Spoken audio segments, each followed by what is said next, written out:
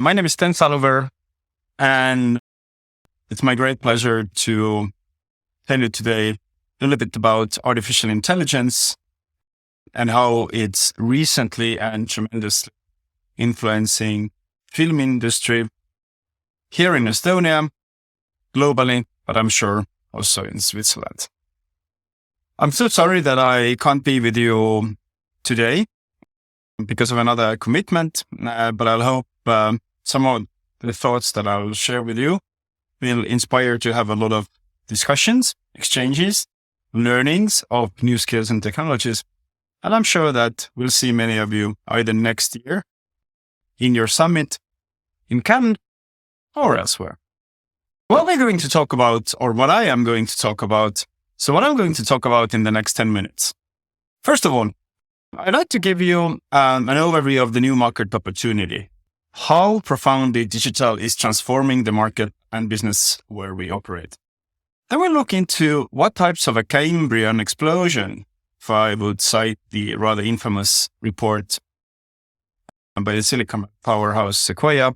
What is this Cambrian explosion that we're witnessing and how that's reflected in the film business?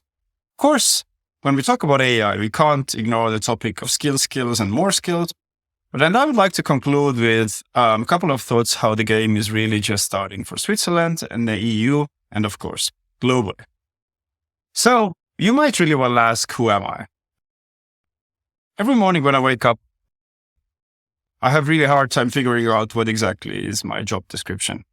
Am I a creative technologist or a technological storyteller and creative, or film and media educator or a strategic advisor? Those tasks are just a part of the everyday work that myself and my colleagues here at Storytech Studios or at the Cannes Next program are facing every day.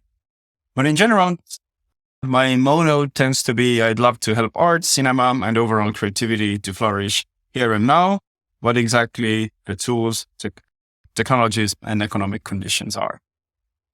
I worked in more than 7 films as a co-producer, associate producer, advisor, and the like, and some of them are listed here. Of course, a part of my work involves organizing and curating the Cannes Next, which is the sort of future cinema platform at the Festival Cannes, and working both in curation, the business, as well as our education platform opportunities. Here on the picture, for example, you can see a fireside chat with Roman Coppola in launching his new decentralized fund, Decentralized Pictures, that supports independent storytellers across the world. It also involves curation and production of Picture This, which is, I guess, Europe's #1 conference solely dedicated to virtual production, but also working with artists, whether they are Ryuichi Sakamoto or Laurie Anderson, facilitating investments into film and technology startups and innovators, such as through our Stadium Investment Fund, doing some R&D and education in data and helping filmmakers and creatives to learn data, the Media Numeric platform, or most recently also helping to found and steer Question, which is a data-driven insights platform into the health of the European film industry, with our first big release coming up a few months in May. So how will AI do our job or your job in the future, if I ask it rather provocatively? So in 2022, I was asked by an Estonian highly celebrated academic publication, Vikerkaar, to make a prediction for future of the film and content industry.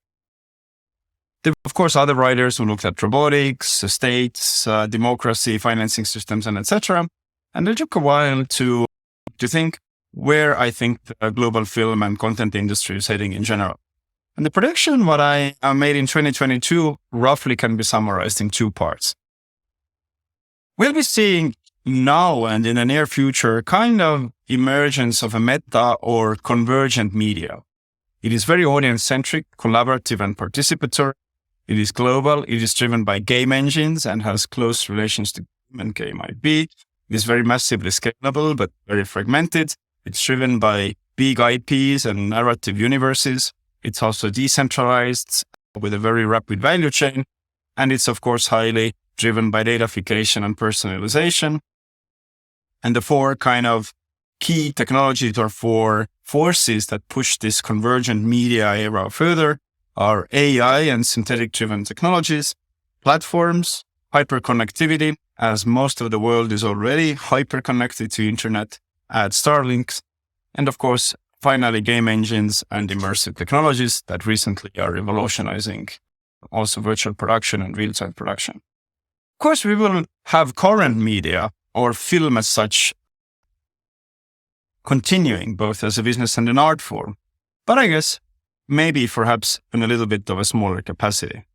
The film will be, or our independent film in near future, will be something akin to opera or a very great theater play. It will be local, it will be very much producer-centric, it will be very much author-driven, but it will be also elitely communal and limited to its audiences and centralized with very slow value chain. Does that mean that we should stop producing great films? Absolutely not. But I think what we need to take care of understanding in which bucket we play and what are the benefits and the downsides of each of those industries or discourses, if you may. So now, a few months back, I spoke at a very high-profile conference for one of the Korean government agencies, and it helped me, or it forced me to think about what did I got right. First of all, if you think that there is still some type of a dichotomy or opposition between the new digital or innovative world and the old and great film world, then all trends point to one direction. Everything in entertainment, film, and such is first and foremost digital. What do I mean by this? Every year in January, Wall Street Journal, together with Activate Consult, publishes their highly influential predictions for the year. According to the latest publication of trends and predictions for 2024, and by the way, these are all based on hardly calculated data, the average day of an American adult with entertainment, consumer technology, and media is almost 32 hours. That's more hours than we sleep every day. How is that possible? Of course, thanks to multitasking. We watch Netflix, we talk to our friends, we listen to podcasts, we work. But if we basically strip away the W's, then we understand that most of us spend more than one half of our days with technology and media, which come to us through digital channels. So if you purely look at audiovisual content consumption, that's around 5.5 hours by 2027. So if you are a producer or a content creator, then I guess the primary question there is that there are a few primary questions. The number one is where and how and for what types of formats you will produce your content. Is it going to be purely theatrical, or are you trying to get into that 5 hours of content consumption, which comes most on digital platforms? And if yes, then how? Secondly, of course, it raises a very big question of how do you stay relevant? If we are so connected already to the vast range of content across globally, then what is that special in your film, in your performance, in your production or elsewhere? The study also pointed out that almost 1/4 of the global users are super users who spend almost 18 hours per day with technology and media. And of course, parts of those super users are very much influenced by the emergence of cutting-edge digital tech, such as AI. So let's look at this. When we look at what are the preferences of super users, then super users are almost 4 times as likely to use a generative AI tool at least once per month. It's about ChatGPT, Google Bard, Adobe, Firefly, DALL-E, DeepBrain, Runway, Midjourney, or any other of those platforms as we like. What we're going to then understand is that the game around AI is not only going to be in professional sectors, but it's definitely going to fold out in prosumer sectors, professional consumer sectors as well, realizing in much more high quality content and much more competition for time. Now, I think you have also come across the big AI explosion, or at least conversation around how AI is exploding around us. If you look really at the groundbreaking speed to which generative AI has taken over the global consumers, it's really unprecedented. If it took Netflix almost 3.5 years to get to 1 million users, and Twitter around 2 years, and Instagram around 2.5 months, then for ChatGPT, which of course is perhaps the most known generative AI platform, it only took 5 days. And officially, of course, ChatGPT has broken every single record exponentially to reach unprecedented number of consumers and users across the world, exceeding well over 100 million. Now, if you look into and see how this explosion or this Cambrian explosion has influenced film and content creation in special, then about a year ago in September, in 2022, Sequoia, which is a very well-known Silicon Valley venture capital firm, published their first generative AI report. And what they actually put forward in that report, it was that seeing how fast generative AI tools are developing, then roughly by the end of 2023, we would see first mock-ups of product design architecture, very first basic drafts of videos and 3D files, and some really extensive progress, especially in creating text. Well, what happened was that in September 2023, they published the second edition of their very influential report, which said that generative AI's first year out of the gate, Act 1 was coming from technology, but now they believe that the market is entering Act 2, which will be really customer-backed. The whole point of it, and what they admitted, was that they were wrong. We're actually moving much more faster. Instead of seeing first draft and first attempts, we're already seeing full episodes of TV series generated through pioneering multimodal tools. We've already seen different types of platforms, from post-production to sound to 3D and gaming, emerging like mushrooms after the water. And it's definitely clear that we are exponentially moving faster than Sequoia predicted. And remind yourself, Sequoia is a Silicon capital firm that usually makes bold predictions. Unfortunately, it's really clear that from this AI explosion, there is no way back. And of course, this explosion is really strongly grappling cinemas as well. In Venice Film Festival 2023, there was a presentation of 3 artificial intelligence films, including one directed by Harmony Korine, very well-known director, and with his Agrodrift receiving quite a good reviews. In October, there was a really large AI Films and Game Film Festival in San Francisco, where they actually demonstrated concepts of 4 feature films using AI that will be premiering in 2024. Different kinds of countries and regions, whether it's Dubai or elsewhere, are launching their dedicated focuses on AI. And Runway, which is perhaps one of the most known post-production tools and generation tools based on AI, are already launching their second film festival early this year. And they've also recently launched a specific support programs for filmmakers, especially documentary filmmakers, using AI tools in their productions. So where exactly is AI then kicking in the film industry? It helps us definitely to brainstorm and test new ideas. Have you tried, for example, talking to ChatGPT for a breakdown of your film budget or a scheduling? It helps us to screenwrite and do analysis for writing. There's definitely a lot of great platforms around video post-production and audio post-production. Some AI tools are even built in Europe for optimizing editing.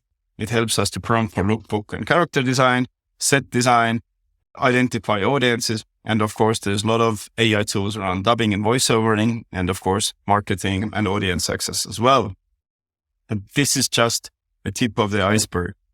Every day and every week, there are new and new AI platforms launched, which are helping to solve a small problem or a big problem in an audiovisual workflow. And here's just for you a couple of screens from that same Sequoia report, which would help you to understand how crazily fast this market of those tools is developed.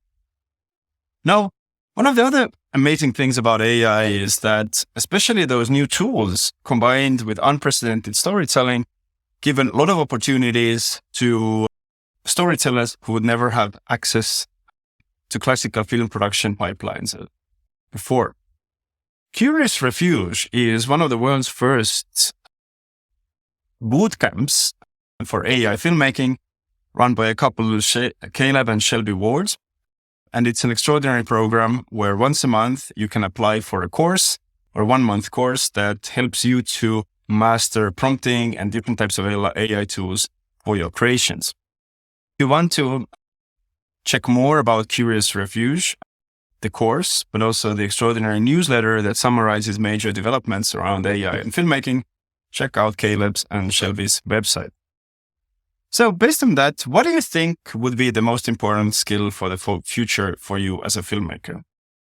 I personally believe that it's going to be prompting, because also Caleb and Shelby have found out by training already hundreds of people that the best filmmakers and the best AI filmmakers as such are the ones who have already a very strong platform or very strong background in filmmaking, creative arts, aesthetics, visual arts, and so forth, and who combine them with the skills of prompting, basically the ability to drive AI to deliver certain types of results.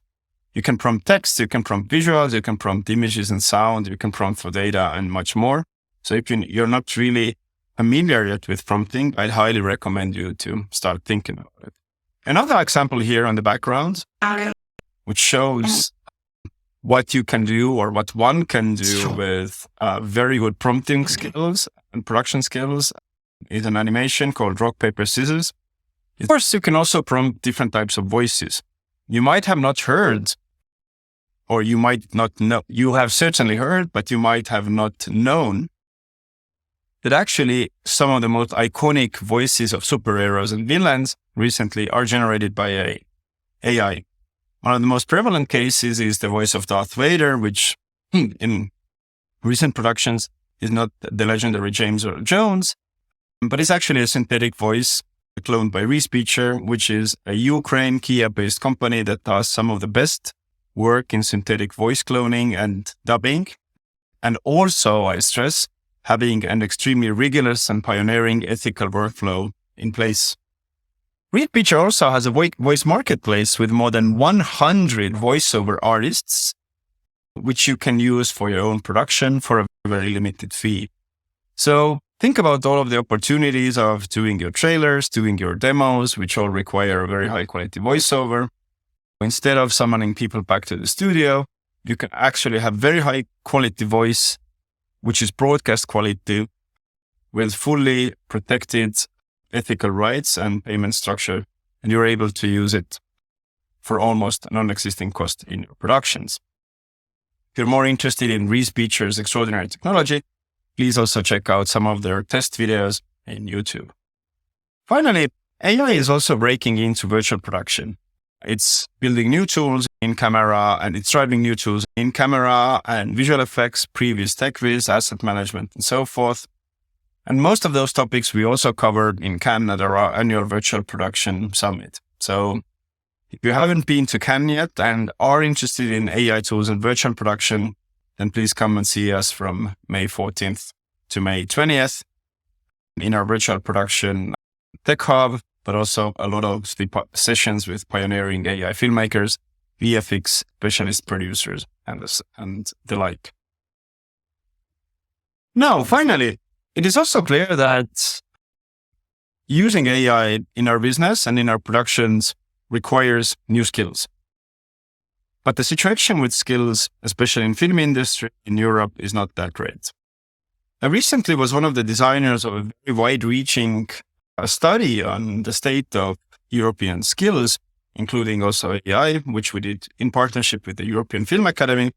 And the results were rather staggering. 85% of the participants want to learn new skills, but almost half of them didn't participate in any training last year. And only 12% feel financially secure to participate in training.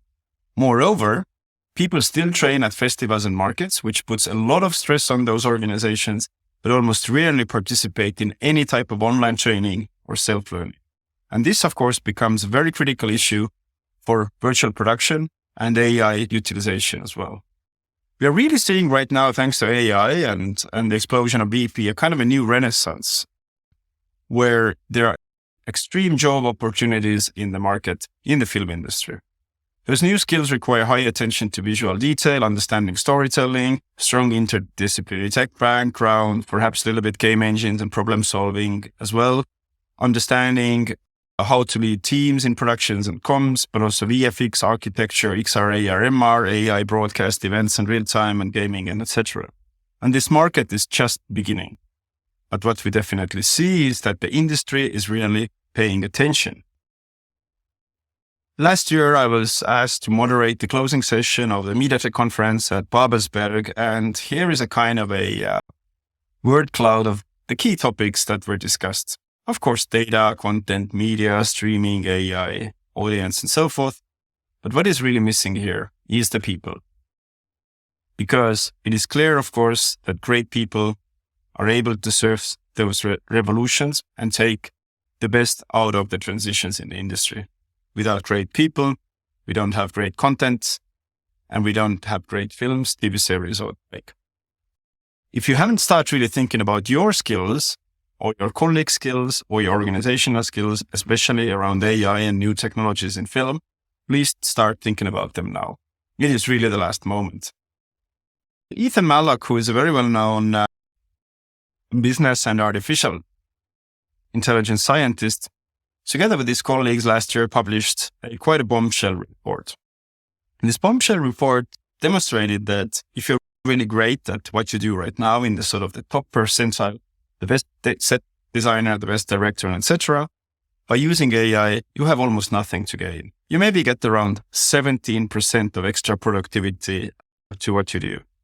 But if you're somewhere in the mid-level, solid, but not in the rare peak, then AI almost gives you superpowers. AI will amplify almost 50% your capacity to do your work faster and better. So there's two kind of outcomes there. A, there is huge opportunity for self-development, but B, it is also clear that if those jumps exist, then some of your competitors might take advantage, and they definitely will be half better in what they do, creating definitely a strong competitive environment that will influence you and your productions as well. So I think there's like really 3 points of intervention what should be undertaken by film industry, producers, executive financiers, and so forth. First of all, we have to invest in executive education so that our leaders know how to address this AI explosion and take right decisions. Secondly, we all have to have strong foundational skills in digital platform, audience, and monetization in order actually to push our content through to the right audiences, as I spoke in the beginning. And finally, in order to do our job faster and better and unleash our creativity, all of us will need to have AI-powered skills, because otherwise we'll be kicked out by the competition. So this kind of leads to the idea of the new content creator or film producer of 2.0. The old way was doing things very slowly, step by step, focusing on cultural creative excellence. It was very local, dependent on public financing. It had a very fixed format and convention. It was physical first, digital later. Audience was really cared about and maybe thought about at the end of the value chain. Technology was very alien, contradictory to the cultural aims, what we wanted to do. And there was really a rare focus on business outcome.